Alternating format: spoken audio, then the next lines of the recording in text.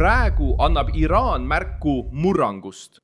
Teated ja videod näitavad, et iraanlased on hakanud tänavatel ründama islami revolutsioonilise kaardiväe liikmeid, samal ajal kui relvarahu läbirääkimised kukuvad läbi ja lükkavad kriisi veelgi ohtlikumasse faasi. Esmaspäeval 2026. aasta 13. aprillil on näha režiimi, mis on surve all nii seest kui väljastpoolt. Hirm kasvab Teheranis nii sõjaväes kui ka tänavatel. Toimunu oli plahvatuslik erinevate tegurite kokkulangemine.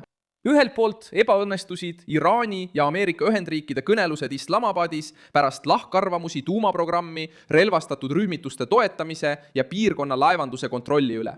Teiselt poolt muutus Iraanis sisekeskkond veelgi pingelisemaks, kui teatati rünnakutest islamirevolutsiooni kaardiväega seotud agentide vastu ning ilmnesid märgid lõhenemisest režiimi enda struktuuris.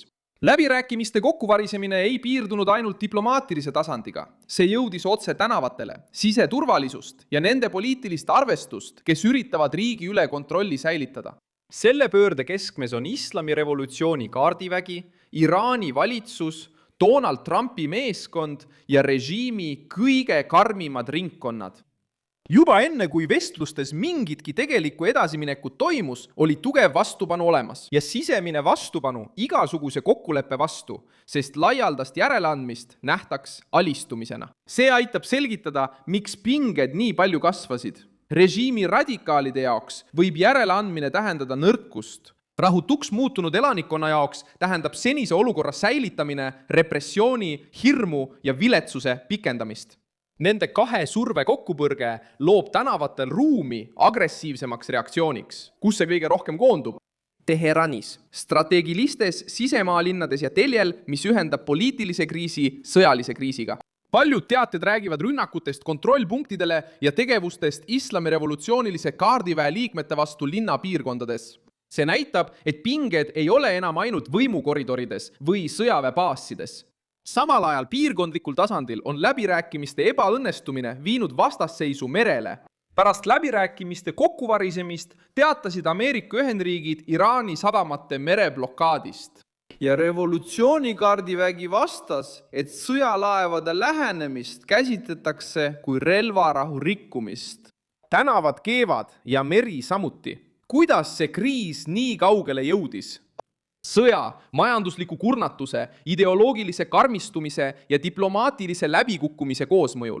Reuters näitas, et Iraani majandus tuli sõjast välja raskes seisus. Infrastruktuuri hävingu, inflatsiooni, tööpuuduse ja taasärganud tootmishirmuga. Kui režiim läheb läbirääkimistele nõrgenenult, surve all ja lõhestatuna, muutub iga samm riskiks. Kui ta taganeb, süüdistatakse teda alistumises. Kui ta karmistub, suureneb kurnatus. Ja kui selle tagajärjed jõuavad tänavatele, lakkab poliitiline vägivald olemast hüpotees ning muutub kokkuvarisemise sümptomiks. Miks omandavad teated rünnakutest islami revolutsioonilise kaardiväe liikmete vastu just praegu nii suure kaalu? Sest need ilmuvad just sel hetkel, kui režiim näib olevat kõige haavatavam. Kuigi sellised teated nõuavad ettevaatlikkust ja mitte kõik neist pole samal tasemel sõltumatult kinnitatud, on poliitiline suund selge. Kaardiväe autoriteet ei tundu enam puutumatu. Kui tänavatel ilmnevad märgid režiimi agentide jahtimisest, pole kaalul ainult turvalisus, vaid ka võimu kuvand. Selle otsene tagajärg on laastav. Relvarahu, mis oli juba niigi habras, kaotab jõudu just seetõttu, et režiimi toetajaskond kardab igasuguseid järeleandmisi ja rahva surve ei ole enam valmis maksma süsteemi ellujäämise hinda. Reuters teatas, et need kõnelused olid tähtsaimad Iraani ja Ameerika Ühendriikide vahel alates 1979 aastast.